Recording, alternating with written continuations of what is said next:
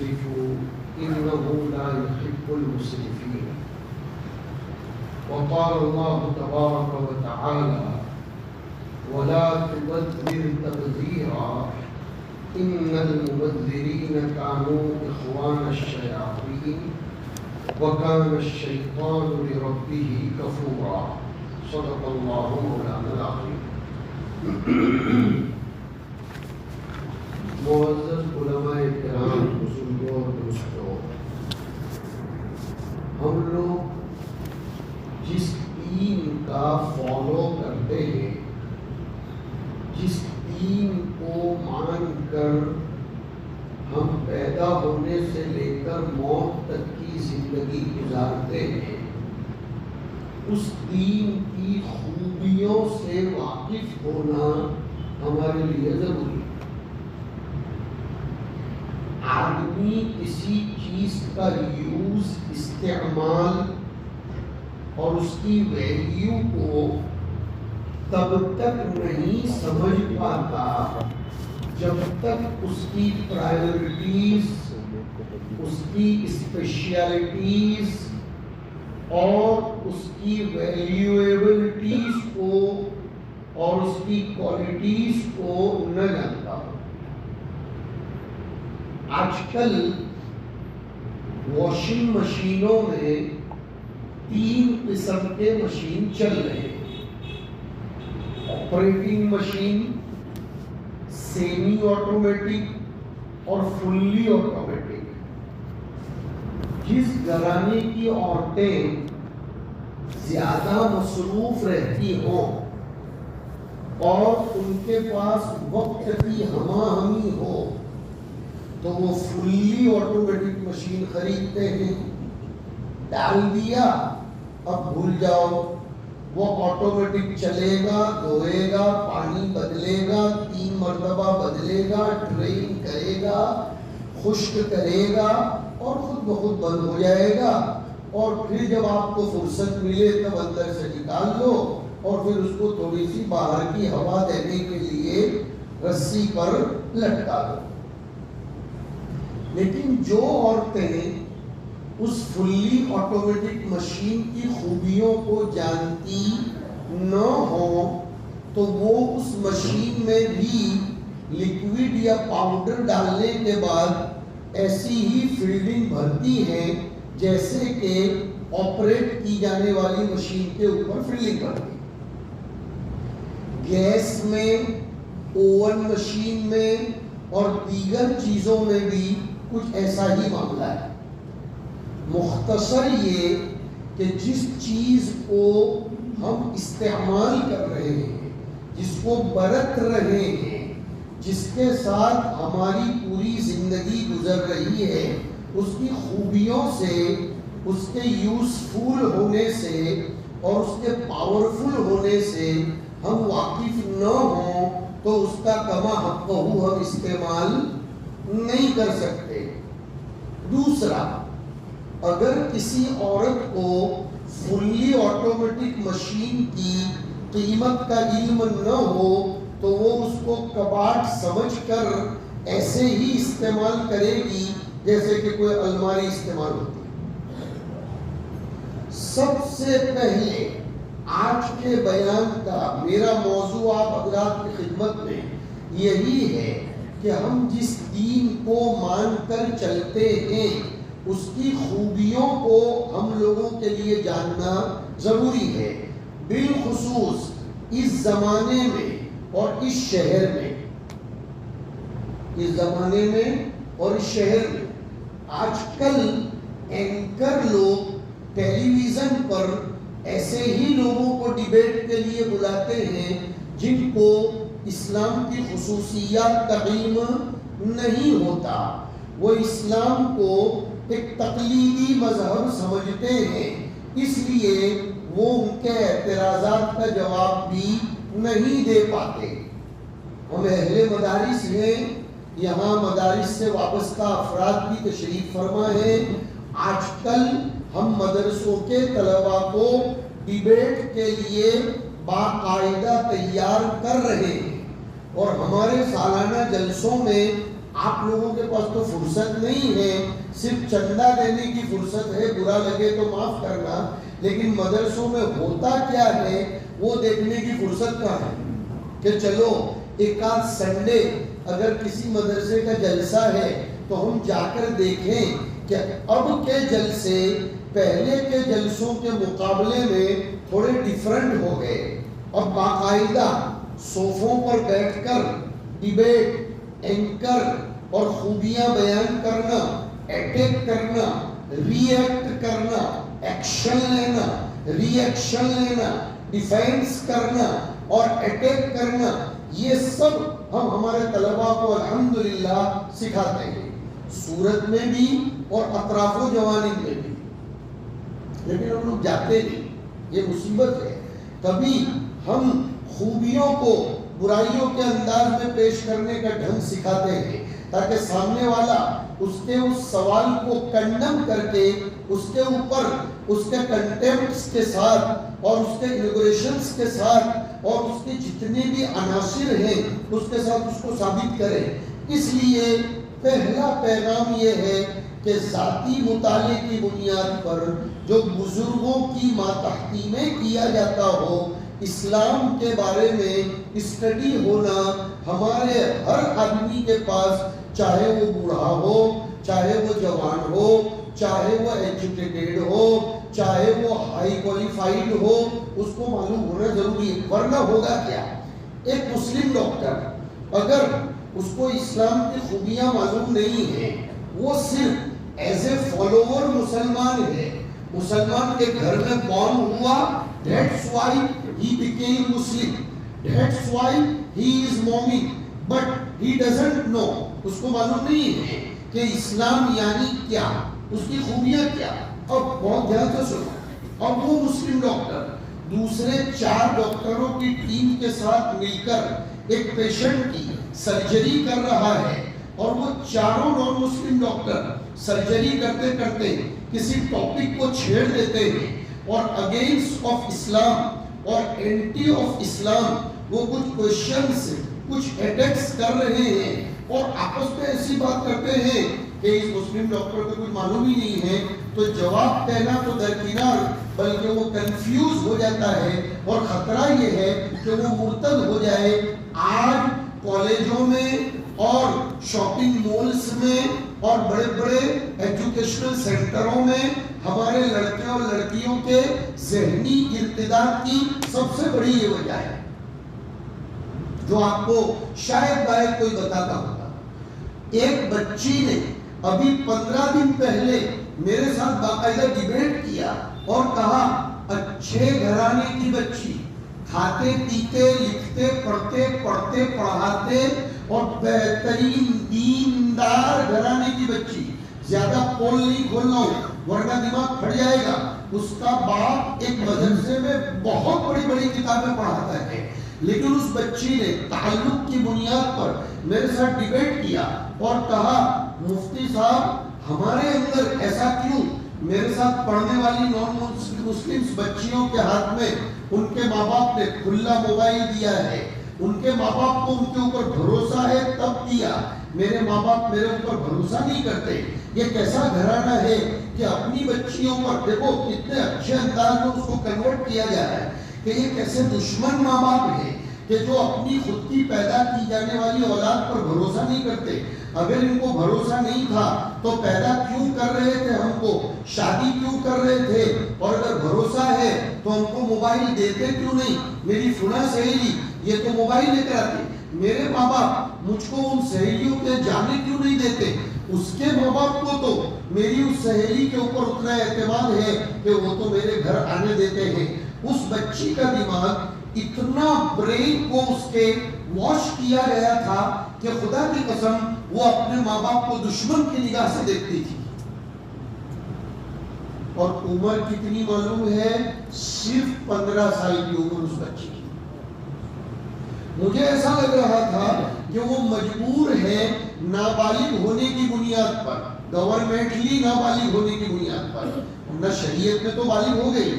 اگر وہ ایسا نہ ہوتی تو شاید ماں باپ کا گھر چھوڑ کر بھاگ جاتی. ایک بہت بڑا ایجوکیشنل کیمپس ہے اور مسلمانوں کی ماتحتی میں چلتا ہے. میں بہت واضح نہیں کرتا.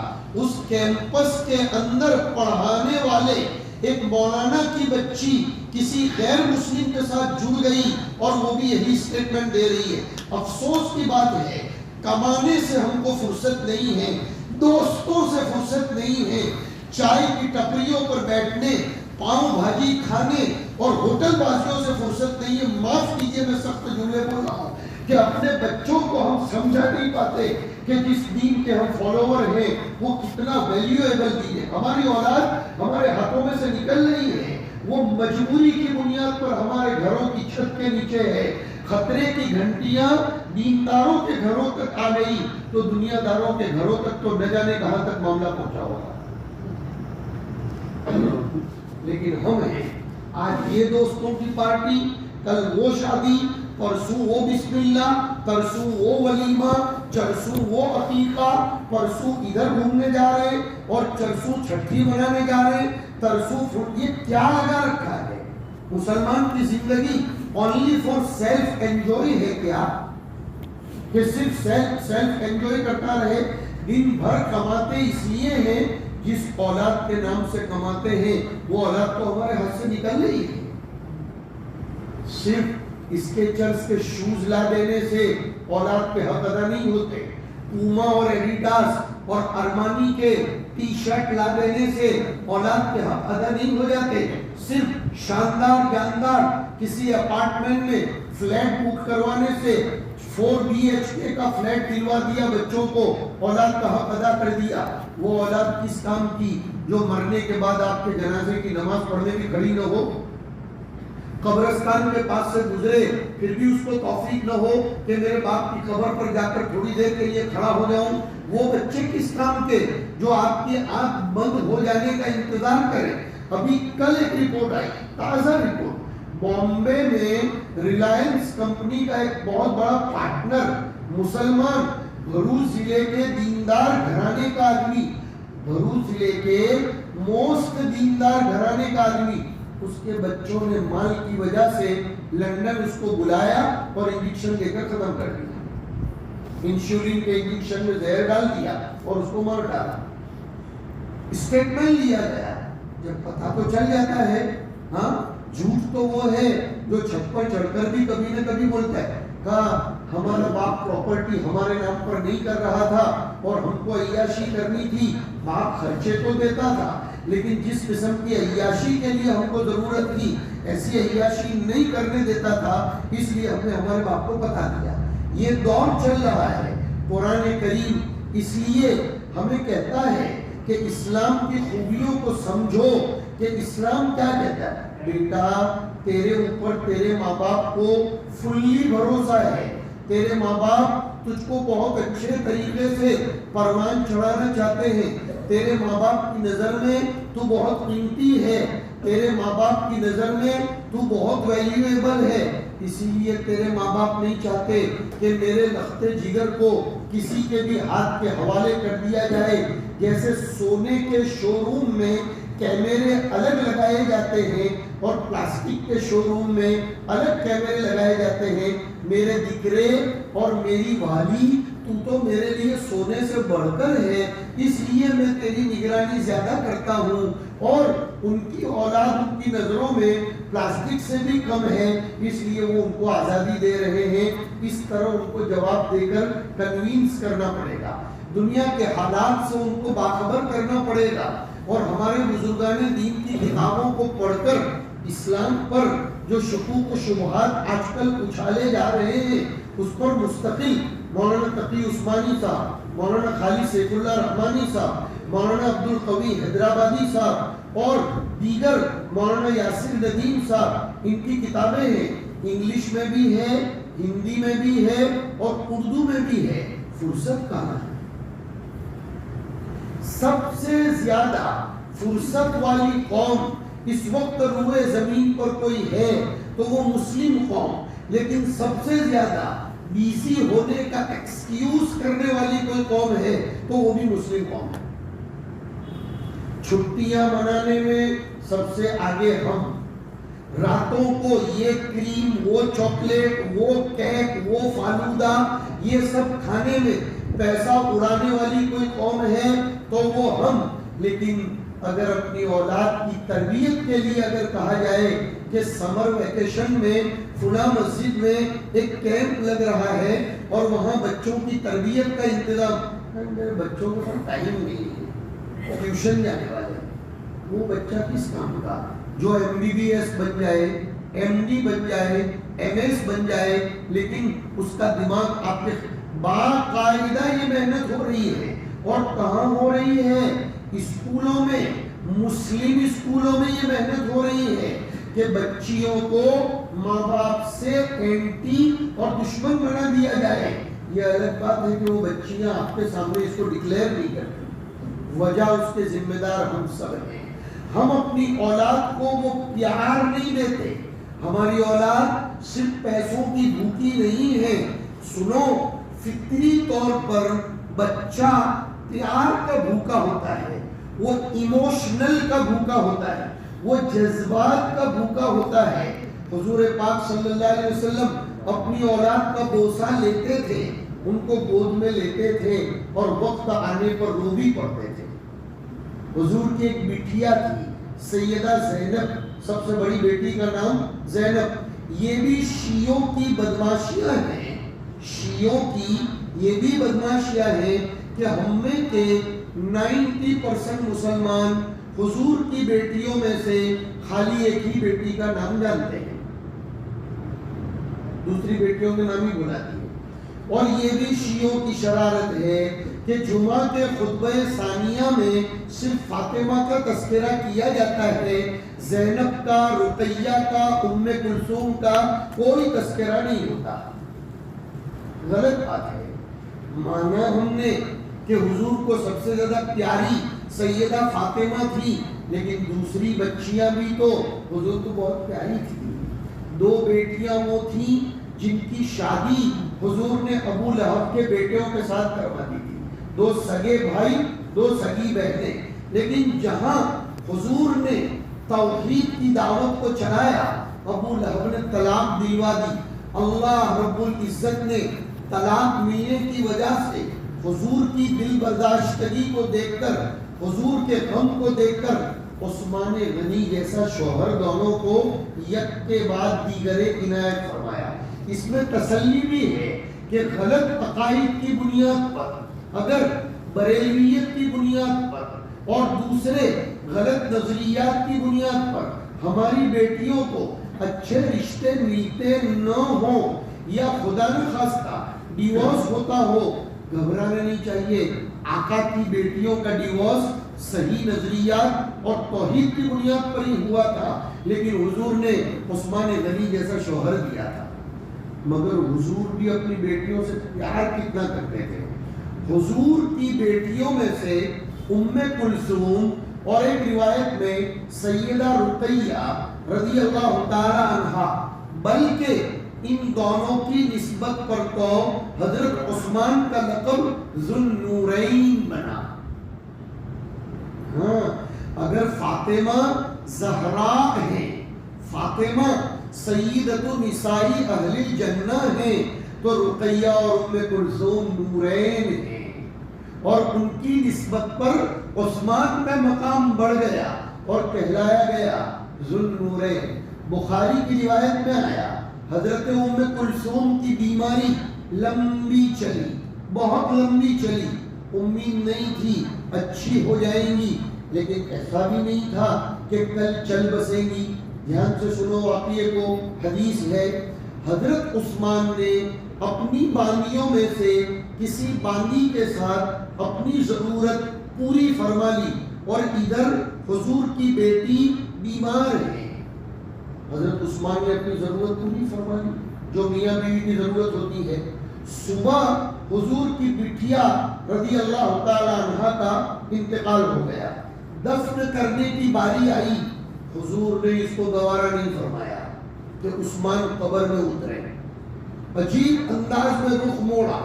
میں بیٹیوں کے ساتھ کی محبت بتا رہا ہوں، ہمیں تو صرف فاطمہ کے ساتھ کی محبت معلوم ہے.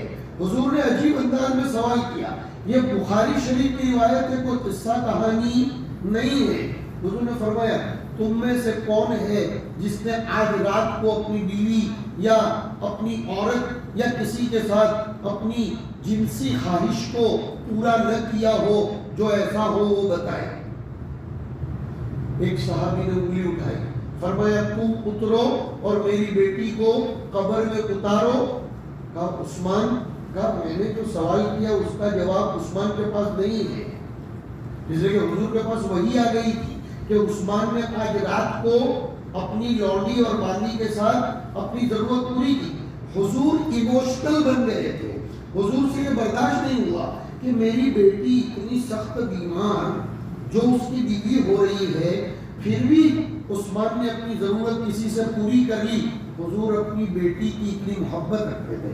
ایک مرتبہ حضرت علی نے ابو جہل کی بیٹی کے ساتھ نکاح کا ارادہ فرمایا، حضور کے کان تک بات پہنچ گئی، حضور نے منع فرما دیا کہ اگر تم کو ابو جہل کی بیٹی کے ساتھ نکاح کرنا ہے، ایک تاریخی جملہ ارشاد فرمایا واللہ لا تجتمع بنت عدو اللہ و بنت رسول اللہ فی بیت واحد، کہ خدا کے دشمن کی بیٹی اور خدا کے رسول کی بیٹی ایک گھرانے میں جمع نہیں ہو سکتی۔ اگر تمہیں میری بیٹی کے ہونے کے باوجود میرے دشمن کی بیٹی کو لانا ہے تو میری بیٹی کو گھر پہ بٹھا دو، اور اگر میری بیٹی کو نکاح میں رکھنا ہے تو ابو جہل کی بیٹی کے ساتھ تم نکاح نہیں کر سکتے۔ انی اخشی ان تفتن فی دینہا، حضور نے فرمایا مجھ کو اندیشہ ہے میری فاطمہ وہ دور یاد کرے گی کہ یہ جو میری سوگن بن کر آئی ہے، جو میری دوسری میرے شوہر کی بیوی بن کر آئی، اس نے تو میرے باپ کو اتنا ستایا ہے، کہیں ایسا نہ ہو کہ دونوں برتن خوب کھکھڑتے رہیں اور آواز آتی رہے، جھگڑا ہوتا رہے۔ بات یہ چل رہی ہے کہ ہم لوگوں کو ان چیزوں سے ناواقف رکھا گیا ہے، تو اسلام یہ کہتا ہے اس کی خوبیوں کو جانو، اس کی پرائیورٹیز کو، اس کی اسپیشلٹیز کو جانو، اس لیے کہ جب مجھے معلوم ہو کہ اس کپڑے کی خوبی یہ ہے کہ کتنی بھی سخت سردی ہو یہ کپڑا سردی کو قریب نہیں آنے دیتا، سویٹر پہننے کی ضرورت نہیں ہے، جیکٹ پہننے کی، تو اب میں اس کپڑے کو سنبھال کر رکھوں گا۔ اب آپ مجھے جواب دیں گے، اس لیے کہ ماشاءاللہ ماشاءاللہ ماشاءاللہ یہ مجمع بہت سمجھدار ہے، خدا آپ کی سمجھ کو اور پروان چڑھائے۔ اس کپڑے کو میں نارمل دھوبی کے حوالے دھونے کے لیے دے سکتا ہوں؟ بولو، نہیں دے سکتا، اس لیے کہ نہایت گرم کپڑا ہے یہ، ہاں اس کو میں ڈرائی کلین کرنے دوں گا۔ پتہ چلا جتنی مہنگی چیز، جتنی ویلیویبل چیز، اس کو سنبھالنا بھی اتنا ہی زیادہ ضروری۔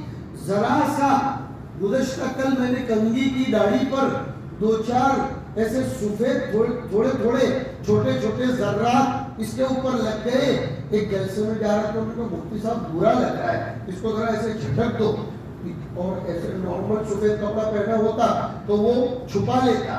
پتہ چلا ہماری بیٹیاں بڑی قیمتی ہیں، ان کو جنرل دھوبیوں کے یہاں نہیں دھلوایا جا سکتا، ان کو تو قیمتی رکھا جاتا ہے، اور ان کے اوپر ذرا سی کسی نے نظر اٹھائی، غیرت یہ ہمارا فطری معاملہ ہے۔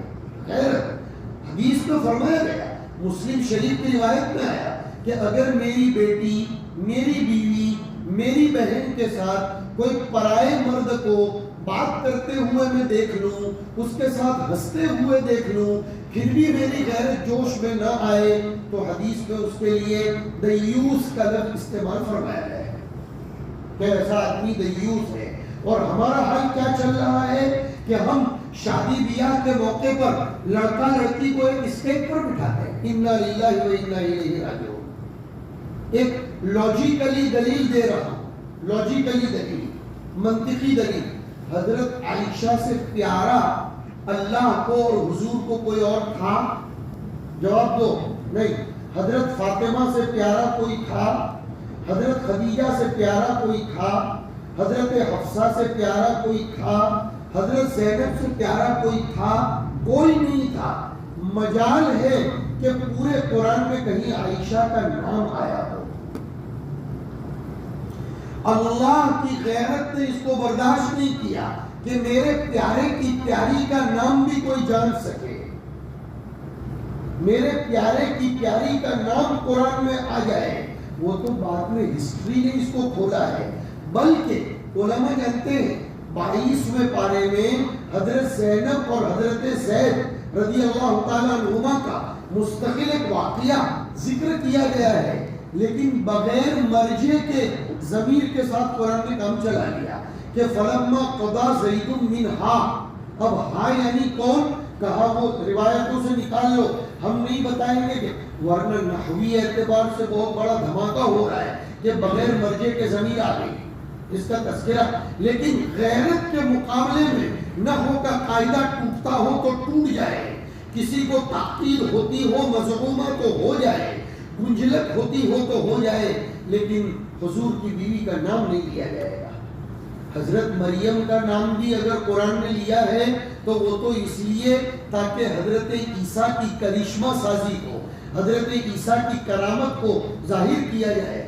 تو قرآن تو عورتوں کے نام بتلانا بھی پسند نہیں کرتا, اور ہم تو عورتوں کی ذات کو ہی بتلا دیتے, بٹھا دیتے ہیں ہم تو اس کو اسٹیج پر, اور باقاعدہ بنا سوار کر دولہے کے دوست آ رہے ہیں اور فوٹو کھنچوا رہے. ہماری غیرت مر گئی ہے کیا؟ ہم ایسے لڑکے کو اپنی لڑکی کیوں دیں گے کہ جو لڑکا اپنے دوستوں کو لے کر لڑکی دیکھنے آتا ہو اس کو سوال کرو کہ تجھے شادی کرنی ہے یا تیرے دوستوں کو؟ بالکل اجازت نہیں ہے. اور اگر وہ یہ کہے کہ میں دیکھنے نہیں آتا, اس کو بول دو 100 مرتبہ سوری, شادی نہیں ہوتی ہو تو نہیں ہوگی, لیکن شریعت کے خلاف نہیں کروں گا. اس لیے کہ جو لڑکا دین کی پرواہ نہ کرتا ہو وہ دنیا کی پرواہ کرے گا, اس کی کیا گارنٹی؟ یہ جملہ میرا بات میں سنتے رہنا کہ جو لڑکا شریعت کی پرواہ نہ کرتا ہو, اللہ رسول کی پرواہ نہ کرتا ہو, وہ دنیا کی پرواہ کرے گا, اس کی کیا گارنٹی ہے؟ جیسے میں کہا کرتا ہوں, جو لڑکی ماں باپ کو اندھیرے میں رکھ کر, ماں باپ کو دھوکہ دے کر اندر اندر کسی پرائے مرد سے تعلق بیٹھتی ہو, وہ لڑکی کل تمہاری بیوی بن کر تم کو دھوکہ دے کر کسی اور کے ساتھ نہیں چلی جائے گی, اس کی کیا گارنٹی ہے؟ اس لیے حدیث نے فرمایا دین کو مقدم رکھو, بڑے خاندان کی ہے, بہت نام والی ہے, یہ سب نہیں دیکھا جاتا. ہمارے بیان کا خلاصہ یہ بھی نکل رہا ہے میرے بھائیوں, دین کی خوبیوں کو جانو, اسٹڈی کرو, پڑھو, مطالعہ کرو. گھروں میں تعلیم کا رواج اور روا روی والی تعلیم, سرسری تعلیم اور ایک ہی بات کو بار بار پڑھنا, اس کو ذرا آپ رکھیے سائڈ پر. دور اس کا چل رہا ہے اس لیے کہ کورونا کے زمانے میں کورونا کی دوا دی جاتی ہے, ملیریا کے زمانے میں ملیریا کی دوا دی جاتی ہے, اور ڈینگیو کے زمانے میں ڈینگیو کی دوا دی جاتی ہے. اس وقت ارتداد کا دور چل رہا ہے. خدا کی قسم آپ کو نہیں معلوم, ہم روزانہ ادھر ادھر پھرتے ہیں, مسلم جنریشن مرتد ہو رہا ہے. نام سے نہیں بول رہا ہے وہ, لیکن اس کا دماغ مرتد ہو رہا ہے, اور ذہنی طور پر, فکری طور پر اس کے تھنکنگ ٹینک کو میڈیا نے اپنے اندر لے لیا ہے. گزشتہ کل کی رپورٹ ہے کہ گجرات کے ہوم منسٹر نے باقاعدہ جوناگڑھ راجکوٹ سے یہ مہم چلائی ہے. خدا ان کو ہدایت دے, اور ہم دعا کرتے ہیں کہ انہوں نے بہت اچھا کام کیا کہ نئی نسل کو موبائل سے دور رکھا جائے. کل کے اخبار میں ہے, اگر لوگوں نے پڑھا ہو تو, کہ یہ نئی نسل میڈیا کو استعمال کر کر کے ذہنی اعتبار سے بھی برباد ہو رہی ہے, اور اگر برین اس کا برباد ہو گیا تو فزیکلی وہ کتنی بھی اسٹرانگ ہوگی کسی بھی کام کی. بچے پاگل بن رہے ہیں, پاگل کا مطلب کنفیوز ہو رہے ہیں, ان کو چین نہیں, سکون نہیں, خودکشی کر رہے ہیں, مر رہے ہیں, دھڑلے بازی سے زندگیاں برباد کر رہے ہیں, اور بریچ پر جا کر, ندیوں میں جا کر اپنی زندگی کو کودتے. کیوں؟ اس لیے کہ وہ ایسی چیزیں پڑھتے ہیں. خدا را اپنے بچوں کو پیار دو, محبت دو. اور چھوٹا بچہ رو رہا ہے, موبائل پکڑا دیا, یہ نہایت غلط بات ہے. آپ اس کو گیم کھیلنے دو, لیکن ایسی ٹیبلٹ لا کر دو کہ جس میں یوٹیوب نہ ہو, जिस में व्हाट्सएप न हो, गेम खेलने की इजाजत है, आप उसको गेम खेलने दीजिए, उसका दिमाग जरा खुलेगा, आप खुद उसके साथ कभी गेम खेलिए। एक दौर था, अभी भी थोड़ा थोड़ा वो दौर है, हम में के बहुत से लोग ये जो मेरे जैसी उम्र के हैं और उससे ऊपर वाले को जानते, एक जमाने में अखबारों में ऐसे उखाड़े आते थे, हाँ, उसको घेरे, उससे दिमाग तेज होता था। वो ऑप्शन तो है आपके पास, लेकिन हम अपनी औलाद को क्यों बर्बाद करेंगे?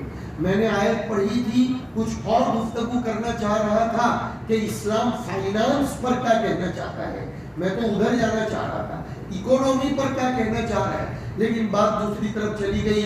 मगर ये बातें भी अपनी अहमियत और इफादियत पे कुछ कम नहीं है। जो कुछ सख्त सुस्त कहा हो, महज मोहब्बत की बुनियाद पर कहा है। मेरा आपका दीनी और ईमानी रिश्ता है, इस दीनी और ईमानी रिश्ते के नाते दिल टूटता है मेरे भाइयों, कसम खुदा की दिल टूटता है कि करोड़ों रुपये हम दिन भर में कमाते हैं, कभी उधर गए कभी इधर आए, न दिन देखा न सुबह देखी न रात देखी, माशाअल्लाह पूरा ताजिर और एजुकेटेड तबका बैठा है, दोपहर का खाना भी बर्बाद कर रहे हैं। क्या इसलिए कर रहे हैं कि औलाद हाथ से निकल जाए? हरगिज नहीं, हरगिज नहीं। खूब ध्यान दें, अल्लाह ताला आपकी इज्जतों में, तंदुरुस्ती में, कमाई में, ईमान में, औलाद में, मकानों में खूब